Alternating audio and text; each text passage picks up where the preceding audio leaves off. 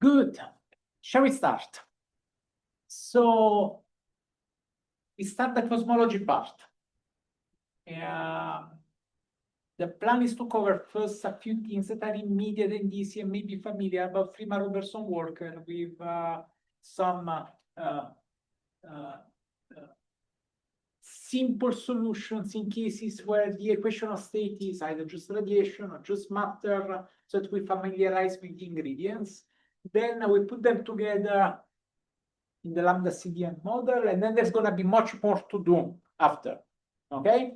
But as usual, I think it's good to have in mind at least one scale before we start doing all that.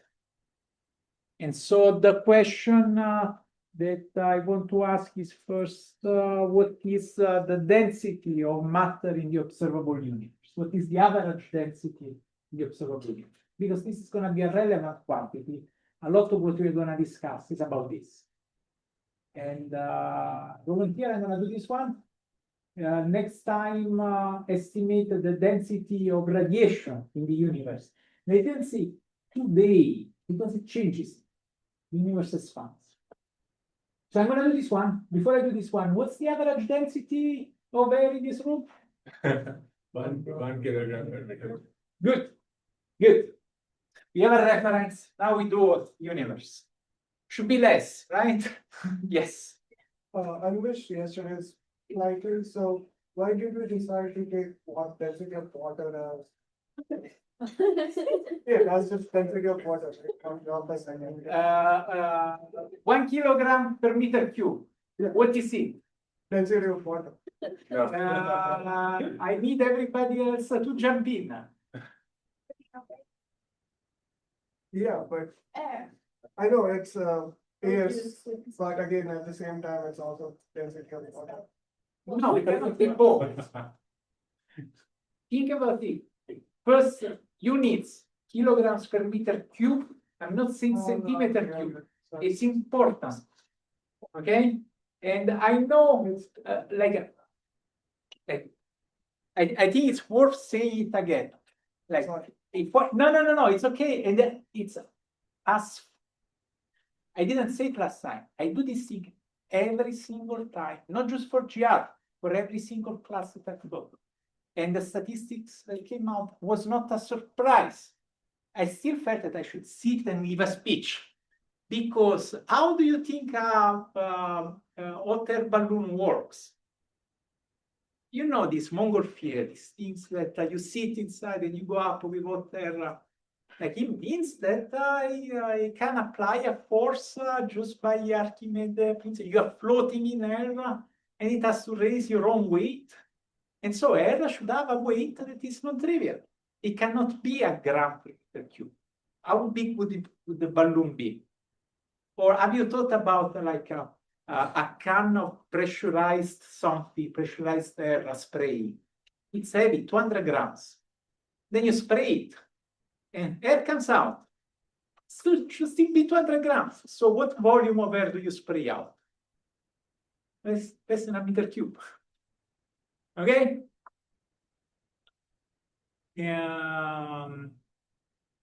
Good. Let's do density of the universe. Now we know densities. We're allowed to do universe. 3 minutes.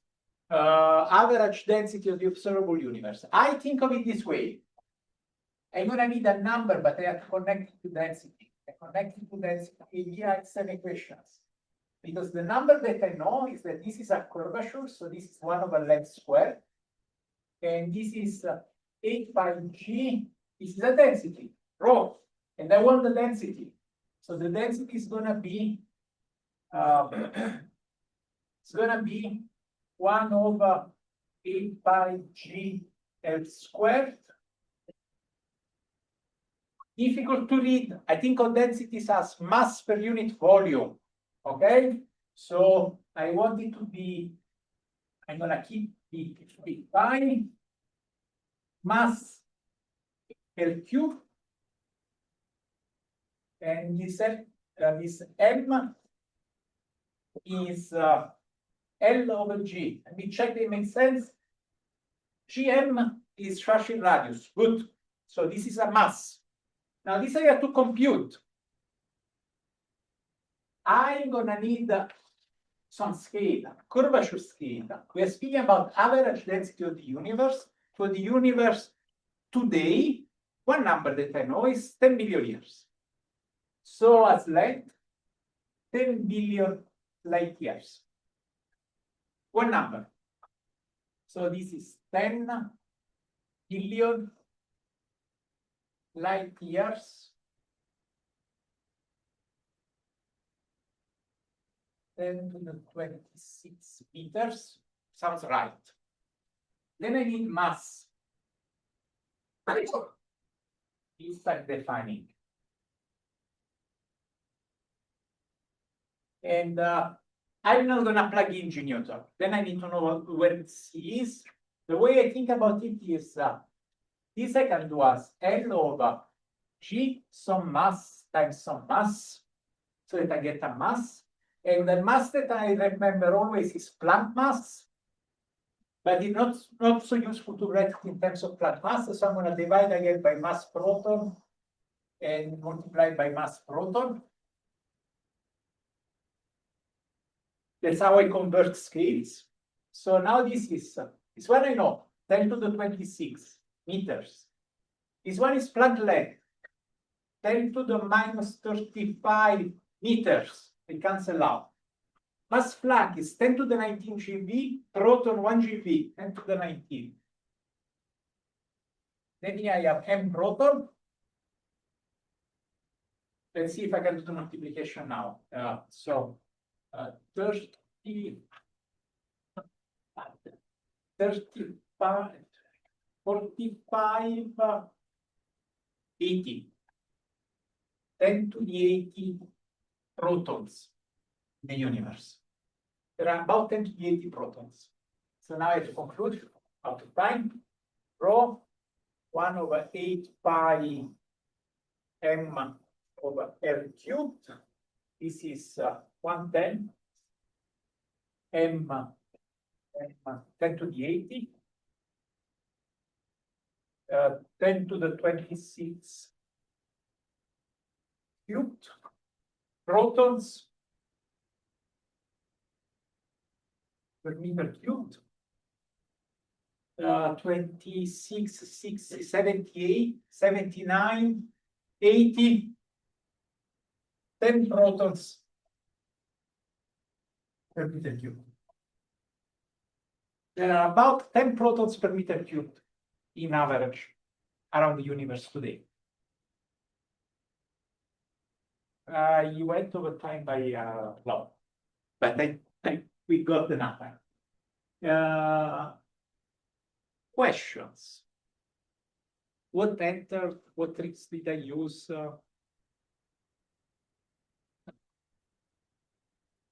One number, this one.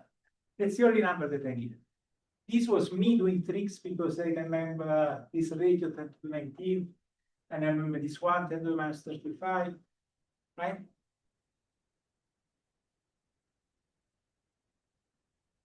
But once you get to the end, this number is easy to remember. If one asks you what's the average density of the universe today, few protons. In fact, if we are more precise, if you want to be more precise than this, you need to know this one better. That means you need to know Hubble rate better. There's a known uncertainty on the Hubble rate today. So if you use the numbers, you get like 6 protons, but is it 6? Is it 7? I got 10 without doing any of that. Okay? Yes. So do you have fewer protons in the past? More. Right, more. Okay, more. So you have more protons in the past. Per meter cube. Oh, No. Ask the full question. I interrupted. That's So per meter cube. So I'm not saying that. the mass is going to be larger past because L is going to be bigger. Yeah. Oh, sorry, smaller. Okay, well, yeah, mass is going to be smaller in the past. Yeah. These are all fair points. The quantity we wanted to estimate is rho.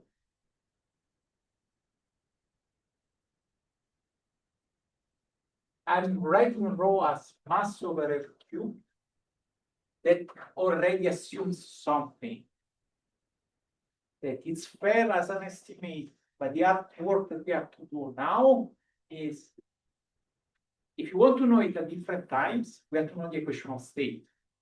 And so we cannot assume that it's just many protons that just get more compact. At some point, radiation is going to be important. In fact, it's going to dominate. And so we cannot just count. This was just counting. 10 to the 80 in the universe, observable universe. When I said density, I didn't say, I'm going to count, I counted in mass. I put a C squared, I count in energy. Did I count photons? I didn't count them here. Should I have? Oh, that's the next estimate for next time. Check how many photons. Is it comparable? How much smaller than this? And we're going to discuss it already today. But as usual in estimates, you do them first so that you know what is the relevant physics, right? What is it I can ignore when I set the careful foundation top-down analysis? I should not worry about some things. All the things are way far from this density today. But in the estimate, there's also lots of assumptions about the physics itself that I'm making.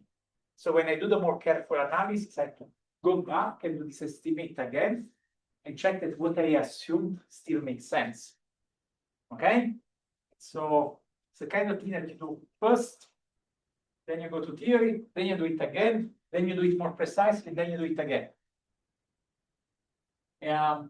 So you had a precise question that is, how about earlier in the universe? Is it that there were more protons? Is it that the universe was smaller? Is it that the density was larger? Density was larger. Protons were not dominating, photons were dominating. And this is, here I said universe, I said observable, there's a word that is missing, today. The density is the density today, or over the past billion years. Okay, more questions? So which point estimation did we assume that it's only going to work for the universe today, but not like the beginning? This number. Yeah, but why couldn't it be 1 billion light year? So there's a okay. So let me address one thing. So there are two main assumptions that I made. One is about a scale that that I need to know, this one. And so this you can think of it as the age of the universe, 10 billion years, 14 billion years, and saying, yeah, there's a huge input that is, what is cosmology? Cosmology is not the full universe, is that single degree of freedom that is the largest scale. If you think about Fourier transform, it's the zero mode of Fourier transform. There's many degrees of freedom. It's not that we're describing all of them. We're only describing the longest wavelength. So large-scale structures, galaxies, planets, us, we're all higher frequency things, and this is just the average of the lowest frequency. And so just by that statement, I'm saying there's only one scale, the largest one. And if I had to know that single scale, well, I need it, can be in time, it can be in space, then we have to be more careful if we want to be more precise. So this was the one input. Then there was another input. I'm saying there is only one contribution to the energy moment of tensor. You have to small. I'm throwing away cosmological constant. I'm throwing away radiation. I just say it's a rho that I can think as mass per unit volume, which is not fair if this was radiation. What is the mass of radiation? We have to think more carefully. Okay? And so now the length, I read it from here, but the mass, I'm making an argument of, I estimate the mass out of the length itself. just by considering the gravitational scale. And so this is again saying it's not just that I'm considering one single contribution. I'm also saying that that contribution is of order one. The other ones, they are not that different. Okay? And then that introduces nicely the list of things that we have to be careful with today. Because we are first gonna do this same thing 3 times, only with cold matter, only with hot radiation, only with cosmological constant. But then the universe is more complicated. There's all of that at the same time. Or comments?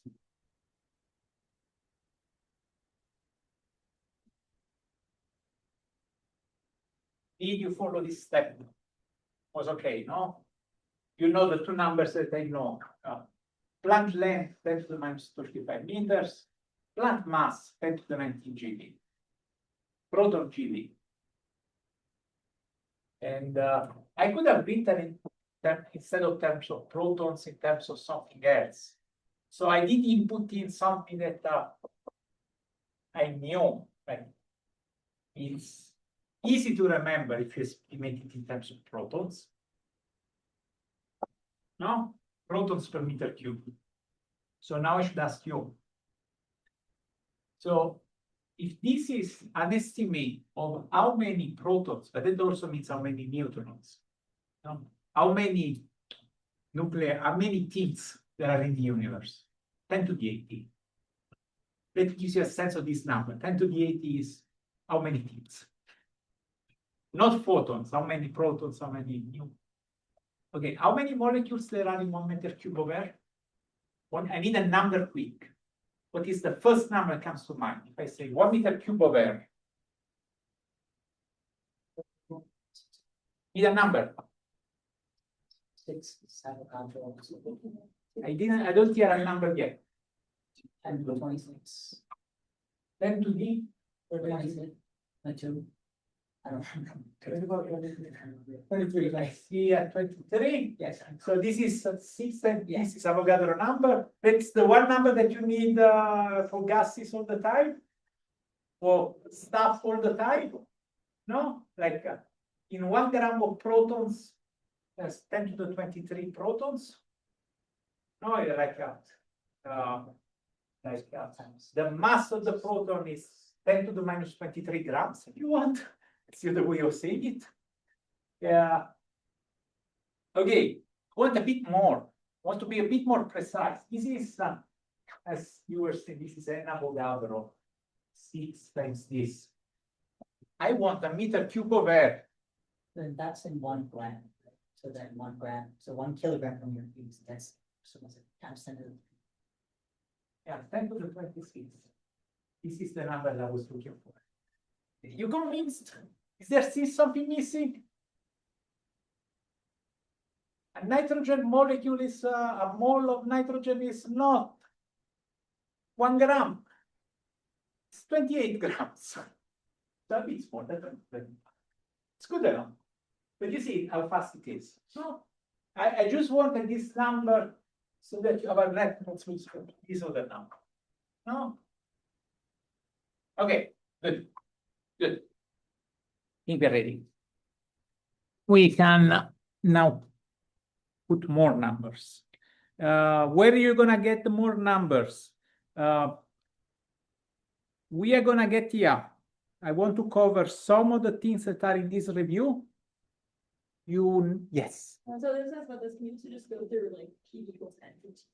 Absolutely, absolutely. And it's gonna work. Yeah, do that. It's a nice quick check. That's gonna tell you something that we couldn't do just with 1 kilogram per meter cube. It would tell you like on a hot day compared to a cold day, because now you have the temperature. You can say how many more per meter cube there are right now for a cold day. That's why you make the hot air balloon, not the cold air balloon. Okay. Okay, so the plan is straightforward. We get the Freeman equation. In case you are not seeing it already, We get the Raychaudhuri equation. This is what we did last time, but now with all the assumptions of homogeneity and isotropy. And then we check that with a certain equation of state, we can get one space-time. And then we put a few things, few content like cold dark matter together with cosmological constant, and we see what kind of universe we get. Once we get here, we need numbers. If you don't have any number, that's the first thing to do. Lambda given by this, cold dark matter given again by that. Exactly as we did last time. But as soon as you want to be a bit more precise, you need more numbers. You have this one, right? Particle data group. If you don't, you sign up, you get it shipped, and you find in there this kind of, you find lots of data, all the numbers you might need to have always 10, but also you find nice reviews. So for instance, these two are gonna be very useful, especially when you're gonna do the new homework, okay? Okay, so let's start. Riemann equation. What's the story? Einstein equations. I'm going to put a cosmological constant. We're doing cosmology. We cannot neglect it. Okay? It's a natural part of gravity. If you write the action is a constant plus 2 derivatives plus 4 derivatives. So don't forget the constant. It's not, when you're doing the Taylor expansion of a function, it's a constant plus. No, don't forget the constant. It's not bad. It's not a patch. Okay? It is there. And now we are gonna look at mathematically, I can phrase it as, let's make an ansatz that has exactly the property of being homogeneous and isotropic, which fixes the fact that there's here the most general metric for 3 dimensions that is homogeneous and isotropic, which can be either flat or a sphere or a saddle. This K tells me which one of the 3. So this fixes the most general homogeneous and isotropic space. And then time is, once it's homogeneous and isotropic, there's a preferred frame. Things can only depend on time, so the scale, if you want, of the sphere, or if it's infinite, still the scale of moving scale, the scale factor you have to give. Okay, so I should say 2 more things. This is a mathematical statement. And it turns out that this very simple mathematical statement is relevant for our universe, for physics. That is, there is a separation of scales. If you go to the largest scales, the universe is homogeneous and isotropic, and you can think of all the deviations are small with respect to that pattern. And so this separation is what allows you to start with this, study it completely, and then correct it. Nature didn't have to be like this. If there was no separation of scales, we would have to understand everything at once. But it happens that these scales are separated, so you can ask first about the longest scale that I'm speaking about. Gigaparsec, no? And all the things that are at the megaparsec, the orders of magnitude away, or they are large scale structures, but they are separated enough that we can solve first one and then the other. Okay? Okay, so then now we need matter. This was about the left-hand side. We need matter. And we're going to assume that also matter is homogeneous and isotropic, which is not true. No, there are galaxies, one here, one there. If you want, you can think of them as many delta functions.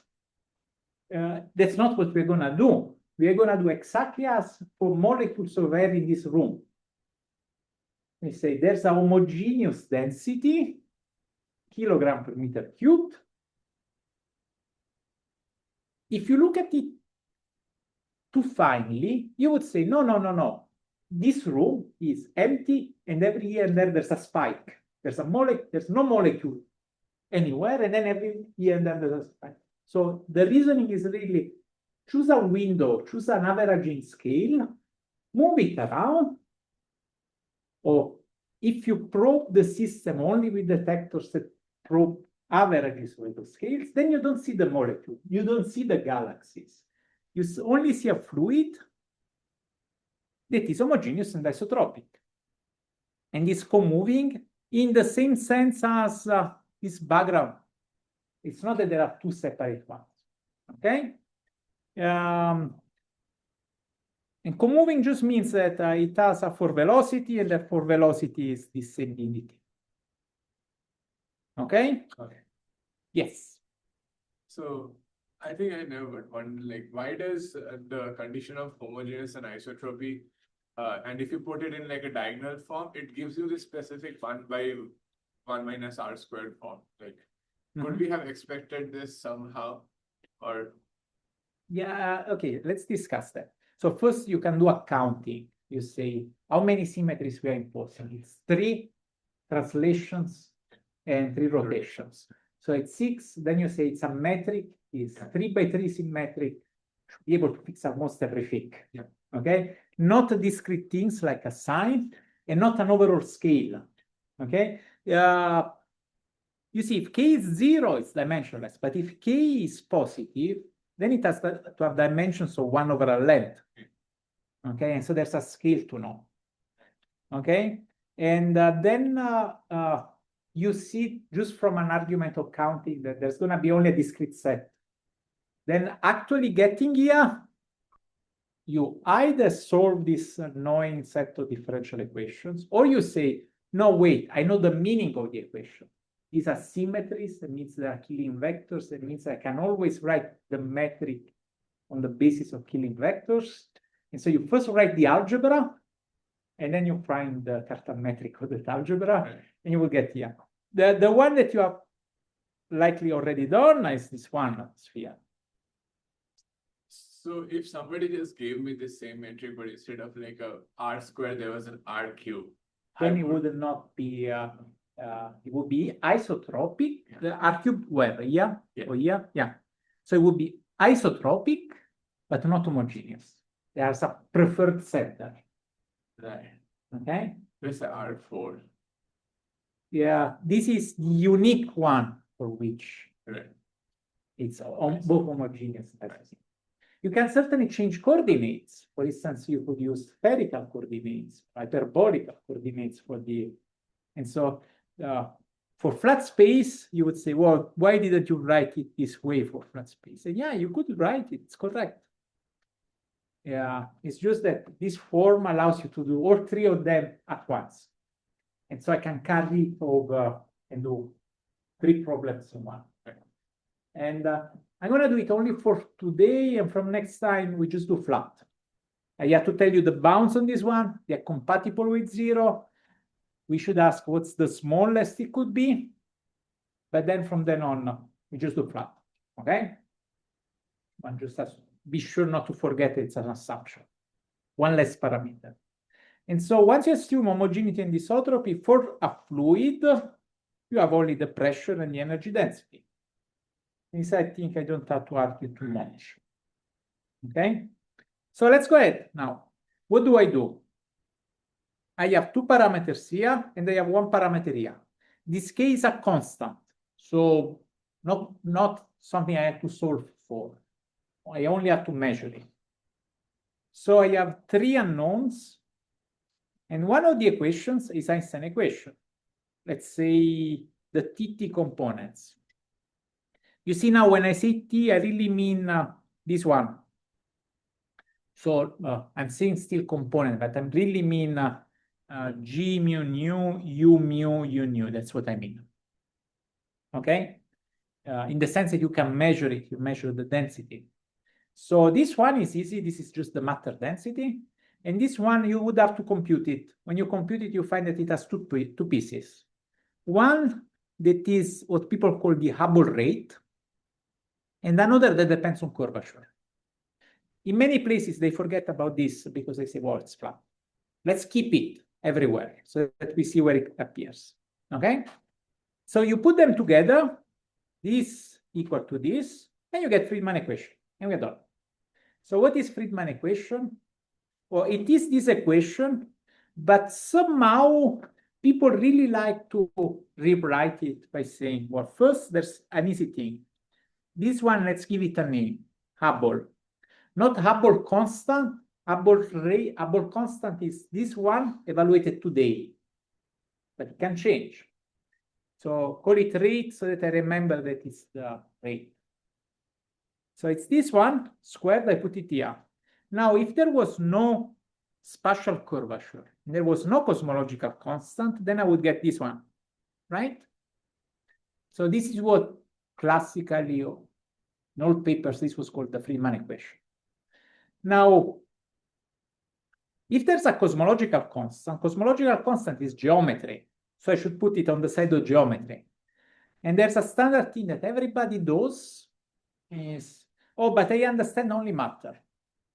Let's take this lambda, we move it on the other side and call it density of lambda. It's a bit weird because you have to pay a price. You have to divide by 8 by g. So you're taking a curvature, 1 over length squared, and turning it into a density. And once you call it a density, you think of it as matter, energy density, you call it dark energy. Don't forget where it came from. Calling it dark energy is not saying that it's this one. This was there anyway, this lambda. And now when people say dark energy is, well, maybe it's not exactly like this. It could be something that mimics it.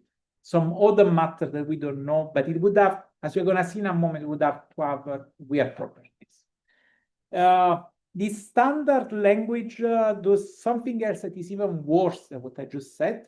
It is, there is curvature of space, but we don't want to learn geometry, we only know matter. So you take this one and you move it on the other side, and you call it density of something. I don't know density of what.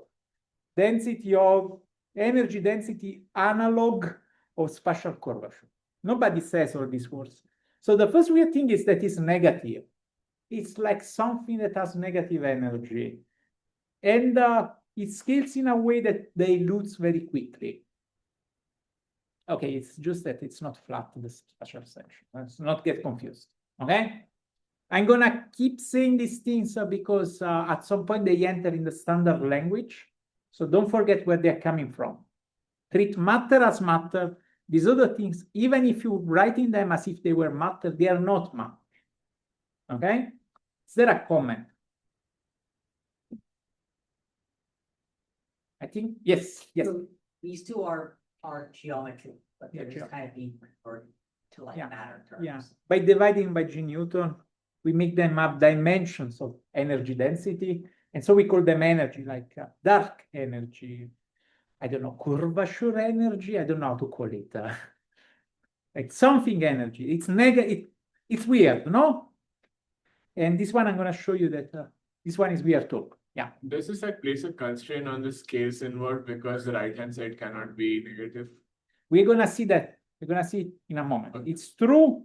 This should be positive because it has a square. And so all of these ones together should better conspire in a way that gives something positive or zero.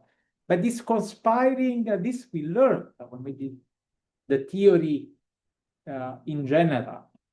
There's an Hamiltonian constraint that is matter and gravity all together. They have to satisfy a constraint, the 0-0 component of Einstein equations. So this is the Hamiltonian constraint. Okay? It's called Friedman equation. There is no boundary. So the energy of the universe is 0. See, we are giving all these names to all these things. Okay, one more step. Let's do Raychaudhuri equation. If you recall, we did it last time. It was, you take a volume, you follow the volume, and you check if it converges or not, if it focuses or not. You look at the rate of focus, the rate of negative expansion. Okay? So let's do it without knowing all that. So first thing I'm gonna need a frame. So we have the for velocity that was dt. Let me write it better. U mu d mu equal dt. This was the for velocity. And then I need the ones in space. Okay? And the ones in space, let's say at least the radial one. you see, for sure there's gonna be, for the radial one, we should not forget the scale factor. No, because you want it normalized. And then on top of that, if there's curvature, we also have to put this one in the normalization.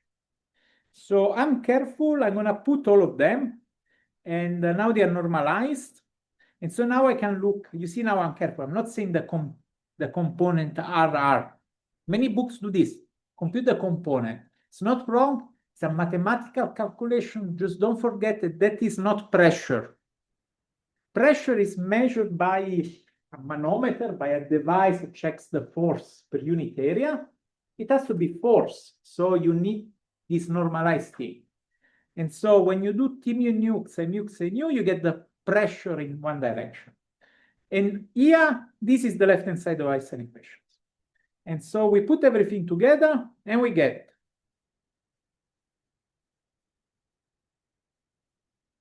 all of this. What is all of this? This one is coming from the Ricci scala. This is what we were calling last time the rate of focusing. Okay? And these two, well, we got them last time too. Okay? And so I can write it a bit better so that it's closer to what we wrote last time. I'm going to take this one and plug it back in from the Friedman equation, because this one we already know it from Friedman. So maybe I should say it more slowly. If I take Friedman and I move it on this side and I substitute it with rho, then it's exactly the equation that we had last time. That was rho plus 3p. Okay? Okay. So now I'm going to do the rewriting. I'm going to write it in the way that everybody writes it, in the sense of reviews, booklet, parameter estimation. How, if you want to read them, the way people speak is the following. They say, well, move everything that you can move to the right-hand side and give them names as if it was matter. Exotic matter, yes. So there's the pressure of matter, there's the pressure that comes from the spatial curvature, and there's the pressure that comes from the cosmological constant. That now is negative. No? Because this is not matter. Okay? And so using all of this, you get this equation. The equation is correct. This equation is exactly the same that we discussed last time. It is the defocusing is given by rho plus 3p that comes from matter with a minus. That means that matter can only make things decelerate unless this one dominates. In the past, this was dominant. In the future, this is dominant for sure, because density and pressure, they're going to dilute. So eventually this is going to win. The question is it already today? Are we already at the transition to the endpoint? Because cosmological constant, by definition, is what is going to survive at the very end. No, it's the constant in a Taylor's function.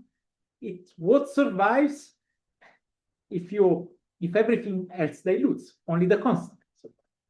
And so at the very end, we should see this. The question is, the very end is, do you have to wait still a few billion years, or are we already seeing it now? And the standard story is we are at the transition between the two. Okay? Yes. We're saying that pressure and the density are definitely going to dilute, but Elapta does not seem to change with time. Yeah. So this, so this would be a very exotic pressure that doesn't dilute. So let me say that it's a good point. I should emphasize it more. I like to write it this way because this is geometry. This is geometry. This is now defocusing. And there's matter that contributes to defocusing. There's matter that contributes to focusing. Cosmological constant, if it's positive, contributes to focus. Now, if I want to say all of this in the way that is often said, one would say there's matter that contributes positive pressure. There is a curvature that contributes either positive or negative pressure, depending on if it's positive or negative. and there's dark energy that never dilutes. So it's matter, but it doesn't behave like matter.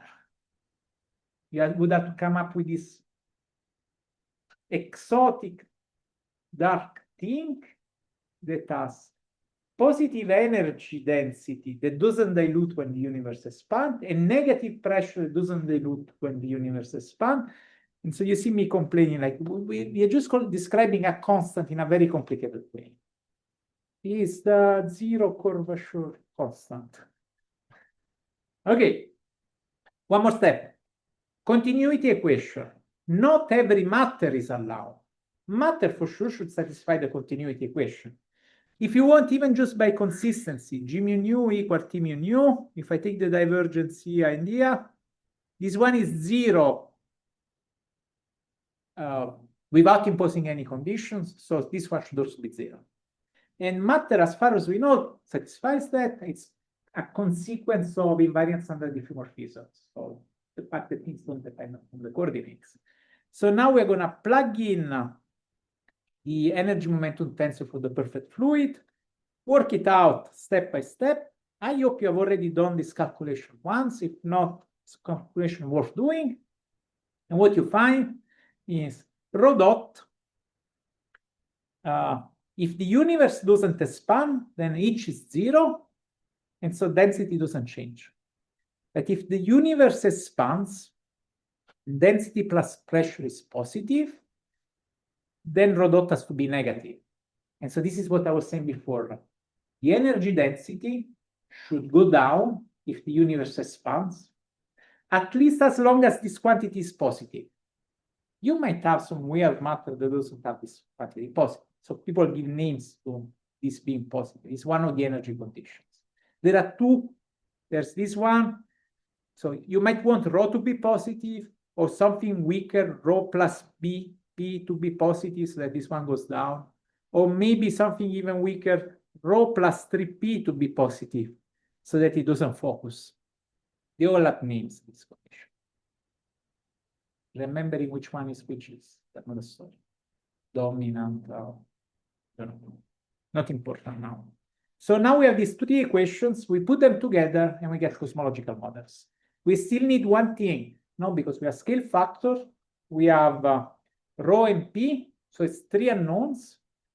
I said that we have three equations, but it's not really true that there are three, because one of the three you can always eliminate it because it comes from conservation. It's consistency condition of the train. So we really have two equations and three unknowns. We need one more equation. What is it? Equation of state. We have to say what kind of matter. And so equation of state. Okay, so equation of state. The logic that we're going to follow is, let's do easy things first. Let's do perfect fluid, equation of state like the one in this room, where the pressure is not zero. Air is not made of dust. There is pressure. Pressure, 1 atmosphere. What is today? Italian low pressure with respect to last time. Oh, it has rained so high. Huh? It has rained so high, I guess. Check. Do you have a number? I want a number before I check. 10 to the power 5 pascals. Yeah, and so last time it was 970 hectopascal. You're saying higher than 970 hectopascal. How much higher? You're still in time? 20. So you're saying 990, or I would say a bit higher, let's see. Oh, yeah, right. Not the time. Yeah. Okay, 980. 980 today. Can I make it? Don't trust the oscillation. 980. Okay, 980. So, hectopascal. So, W is in this room, how big? W in this room is certainly smaller than 1. Speed of sound is smaller than, speed of light. I want a number. 10 - 12. Okay, you see where the 10 to the minus 12 comes from? Speed of sound over speed of light is a number to know, 10 to the minus 6. Okay, that means you see the lightning and you get the thunder 3 seconds after, and it's 1 kilometer. Okay, and so if you do dust, that means zero pressure. W equals 0. Not good on activity in this room. But that's the model that we use for galaxies. We see galaxies are just like dust, zero pressure. Okay? Cold matter, so cold that you can neglect the pressure. Lambda CDM, this CDM just means this. Okay? Cold, well, then dark, we have to discuss that. Okay? But cold means that if you have a mass, you have to have a mass. You lower the temperature, you can neglect the pressure. Okay, so W is 0. If you see something like larger than 1, you should be worried. If you see something like 1, you should also think twice. Because if you have radiation and you let radiation thermalize, like in an oven, in a black body, then it's true that the speed of light is 1. But you have to average. It's random the direction. And in 3 dimensions, you get a 1/3. Okay? So now you know where this is coming from. If you don't believe me, what's the energy density of so here it's 300 Kelvin. There's thermalized light because I'm not feeling that cold. I would say everything is thermal. And so how does the density of electromagnetic radiation thermal go in this room? With temperature. Good. Good. And how does the pressure go in this room? With temperature. Same dimensions. So what can it be? 3 to the 4th. There's a coefficient here. There's a coefficient also here. It's 1/3 of the other one. If you have done the calculation, go check the coefficients. You're going to learn just this. Okay? You can do it the hard way. You just do the full calculation of black body radiation, or you argue photons and average your directions. Okay? Okay, so now you know this one. And let's look also at exotic things. Like if you take spatial curvature, for spatial curvature, we said, well, if you have a sphere, it's like the energy density is negative and the pressure is positive. No? You recall what I was saying. You have, and so if you take the ratio of the two, it's like you're going to get this 3. So you get 1/3, but with a minus. What kind of matter is going to have a equation statement? -1. You have, like if you wanted to mimic it, I don't know how to build something and mimic. But geometry does essentially something like this. Let's look at cosmological constant.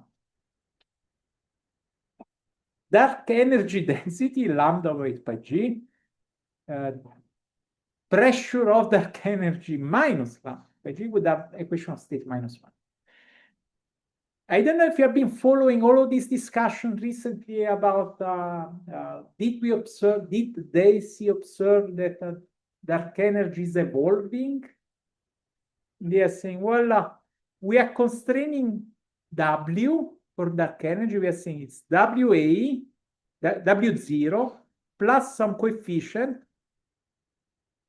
If it's changing, it's a function. A function is always a constant plus the first derivative times time. They are parameterizing time with just scale factor.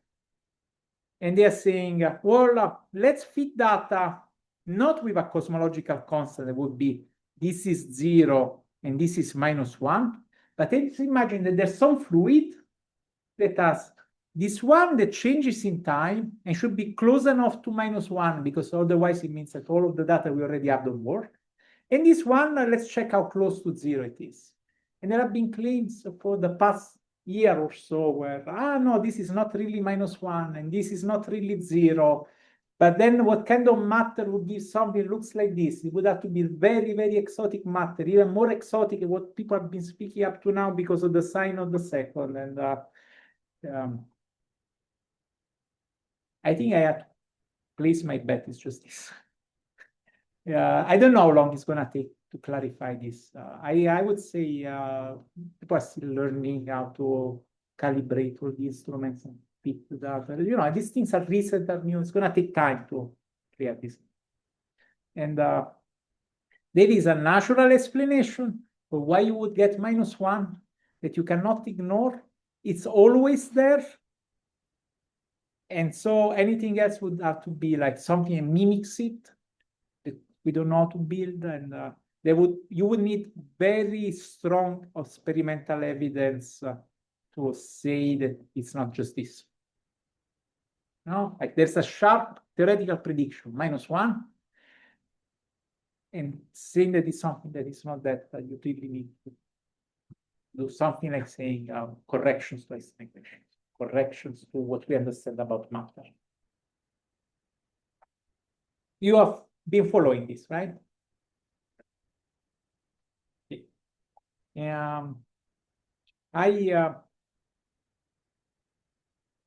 Just to be clear, I'm presenting this the way a relativist would present it, not the way it's generally presented, for instance, in here. So go read the other version. It's the other version is what you find in every colloquium or general introduction. I'm telling you, let's just start with Einstein equations and follow what it tells us. And then if you want, you can still reinterpret things, but don't forget from where they came from. Okay, so now we can do simple cosmological models. Let's say 0 cosmological constant, 0 spatial curvature, 0 matter. So you get that Abel rate is 0, which means Minkowski. A constant, there is no way to measure A if it's constant. You can only measure how it changes, right? That's the point of when you speak about lengths, you have to give me the units. You're comparing something to something else. Okay? Next, let's try cosmological constant positive, no spatial curvature, no matter. And so it's just this equation. This is an easy equation to solve. No, it's derivative of log A equal this. It's going to have an exponential. Now, you look at this, and I should say I assumed positive because otherwise I cannot even do anything. Okay? And you look at this, and you should be puzzled. This thing has a name, it's the Sitter space. You maybe accepted it already, that there's a phase of the universe with this thing that is what we were saying before, an accelerated expansion. My reaction when I see an exponential is, if this was oscillatory, it's a different story, but this is an exponential.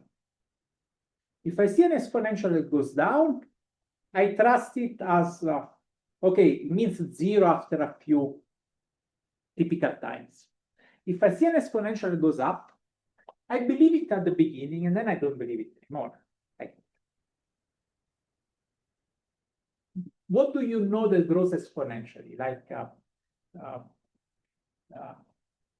bacteria in food, at room temperature, they double every 20 minutes.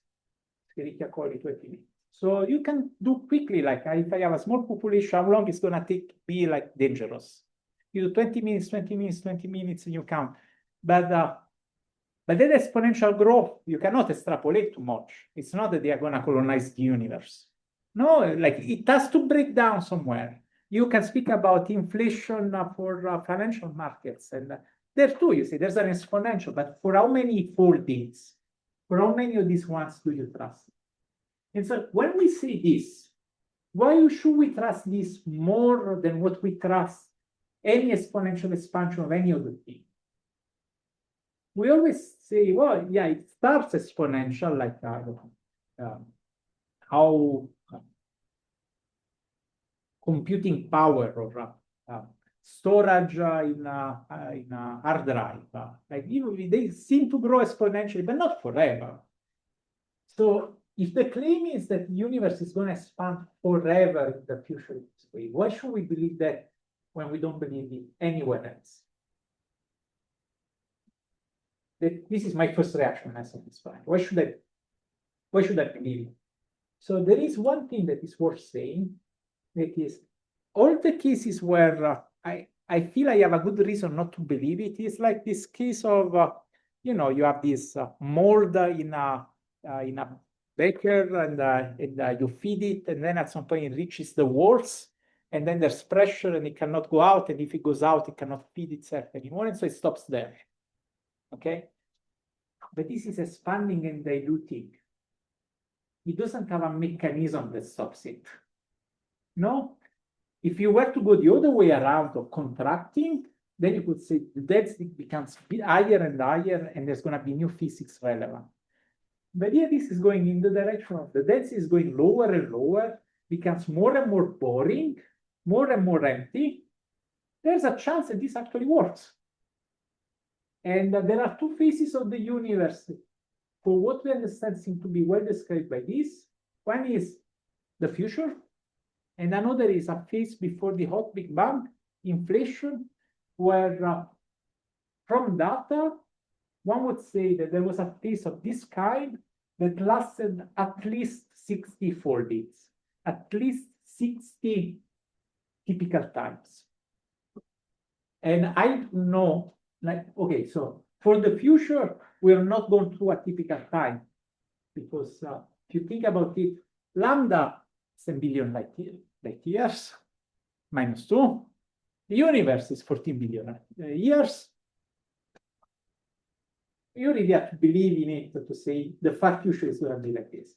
But in the past, during inflation, if we're convinced, we are saying that the universe had a phase like this one, with a scale here that is 5 orders of magnitude away from the Planck length, and it was at least for 60 typical times for 64 days in that phase. Okay? And again, one should ask that, do you really believe that there's something can do 64 days of inflationary expansion? And the only thing that I find reassuring is this is dilution. There's nothing that stops it. It seems like the question of why should we believe, but this model has no matter. So I agree. why should we believe it? It has no matter. Yeah, and the argument is the one that I was making before. If you put matter, you have to look at the solution. It's going to be more complicated. But then in the end, matter would appear here as other terms. They're going to go to 0. And this is the constant that survives. And so you're going to have a complicated intermediate phase, a transient. But then eventually you're going to go into this runaway solution. And the standard mantra is runaway solutions are bad. Physics cannot allow runaway solutions because imagine you have an upside down oscillator and the thing starts running away and accelerating more and more and more and more. But at some point, it reaches the bottom. So at some point, something happens. You may say, no, we really believe it. We don't call it runaway. We call it physics of, we call it cosmology. Okay? I feel that I have to say, I have to convey the surprise. There is something non-trivial that one is believing when one says that. And so let's do some checks. Let's check for this. Is conservation true? Oh, sure, it's a constant. It's constant. But if you check also, the sum of the two is 0, so the time derivative is 0. Good. And let's check acceleration. Oh, this is the statement of accelerated expansion. There's a plus here. And okay, I already said the rest. Let's do radiation now. Today we are in this phase where you're passing from matter domination to lambda domination. But before matter domination, the universe was dense and hot. Radiation was making. Radiation is lambda 1/3. Forget about lambda because we do one at a time. We think that there's a separation of scales where we can discuss one at a time. So we have to solve this equation with lambda W equal 1/3. And I'm going to be slightly more general. I'm going to keep W arbitrary because otherwise I have to do it every time. So W arbitrary, we can solve this equation. You get this dependence. And then if you want, you can put here 1/3. Okay? And so once you solve everything, it is just algebra. You get this kind of power law. And so if you put in radiation, radiation means that you go as square root of T. And dust, W equals 0 means that you go as power 2/3.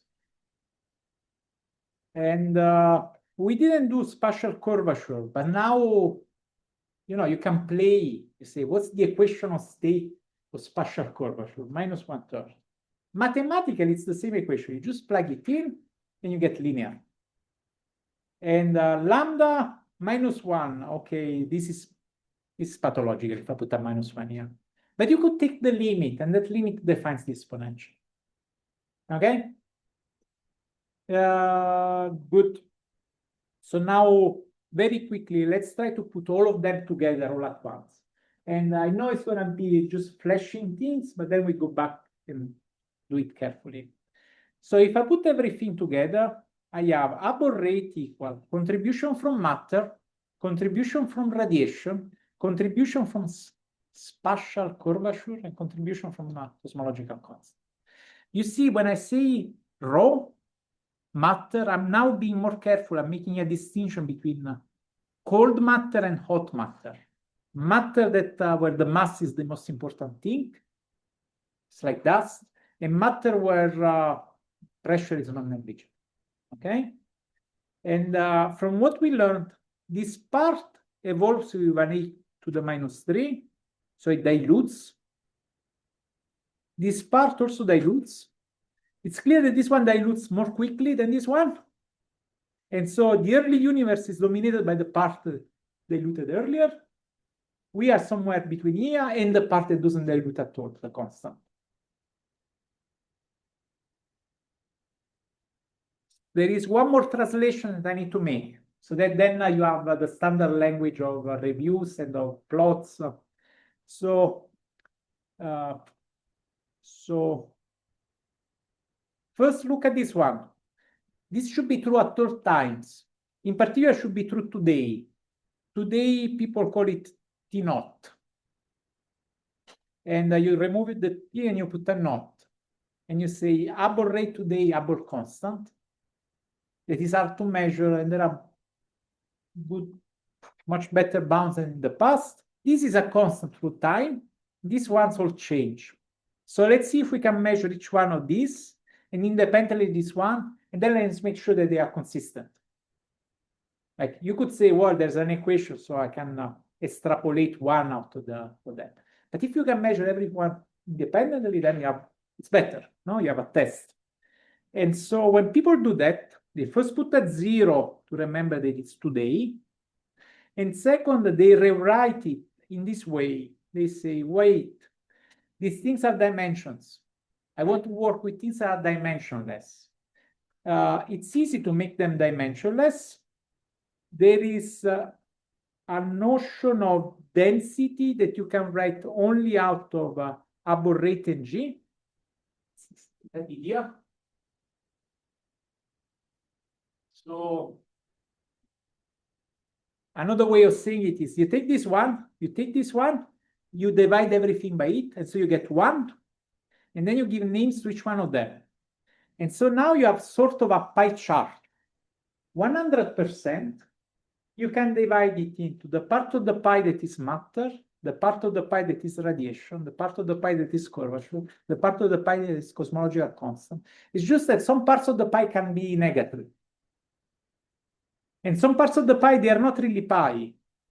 No, but that's the way it's always presented. Like there is a measurement of Hubble constant with some bar. Critical density is what you need because it depends on the Hubble constant. This, with what we know, gives about 6 protons per meter cube. That's what I did. And then the universe today is made, the way people say it, is made 30% of matter, 70% of something that we don't understand, dark energy, and then a little bit of radiation, and maybe zero curvature. So let's see if I can address this point. Zero curvature, it's compatible with zero, but look at this number here. If you put in all the numbers, you say, well, at worst would be 0.01. 0.01, it just means that, so this is a volume. So if you turn it into a radius, would be the universe. If it was closed and a sphere, how big would it be as a sphere? So if you go in that way, the observable universe from here, we say 10 billion light years. So does it close up just behind? You get a sphere, or the bounds that we have are that kind. It could be just as small as what we see. So this bound seems precise, but it's not that precise at all. It's just like, it could be actually small, the universe, be claustrophobic, just what we see and nothing else out. Or it could be infinite. We just don't know. We are like living in a small village on Earth, and we don't know if Earth is round or not. For what we know, it could be flat. Okay, so often this one is set just to 0 by hand. And that updates a bit the others. This one is the thing sign up for next time. You know this number? Turn it into something you can measure. What is the energy density of light in this room? What is the energy density of light average in the universe today? Okay? And then this part that we are separating at 31% and 69%, I think this is unfair, this division. No, this is lambda. This is the constant. You don't have to put it in the pi. The pi, you do it between these two. This is the pi. No. How much of it is radiation? How much of it is cold matter? How much of it is hot matter? And we should discuss next time how much is known about this part. In what sense most of it is dark matter? Why? If you sum all the protons, no. If you go check and see if you can find 10 to the 80 protons, because that's the estimate that I did, you find that there are less than this. That when they were produced, they were produced. So there has to be something else that's not protons that explains that. Okay, I put this one, and I let you ask questions. Even a seminar. You see this one? It's old, it's not new. 2011. It's if data were somewhere here, it would mean that we clearly know that the universe is closed in a sphere. At least it doesn't have to close and be a sphere. At least locally it would have a curvature. If it was here, it would be a saddle. But the data are not telling us which one is which. Okay? It could be flat. Flat means flat spatial curvature. Okay? And then from CMB, from supernovae, from baryonic acoustic oscillations, the first impressive thing is that they intersect. They didn't have to intersect. It means that things have been done in a way that we know how to put things together. And second, the 0.69 and the 0.3, 70% lambda, 30% matter, it's this plot. It's a way of speaking about energy densities. You see, we translated it in this way, but the quantity we were speaking really about is, well, we don't know H naught well enough. So let's speak about things that are written in a way that they don't depend on H naught. We just divide it everywhere. And that is valuable. You're making a statement that is independent of some of the other quantities. But again, don't mistake the tree with the physical content. No, like I think you've all seen this kind of pie charts where people say, we don't know 69% of the universe. And also this other 30% we don't know either. This one is true. We don't know what is dark matter. But the 69%, there's a standard explanation for that. And one should just be honest and say, we don't know if the explanation was alternative, what alternative it is, but we have the null hypothesis and it seems to work well. Just random.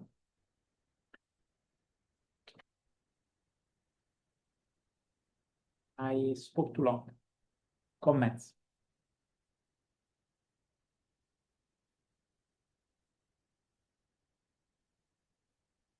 If not, we can close. That's all for today. Thank you.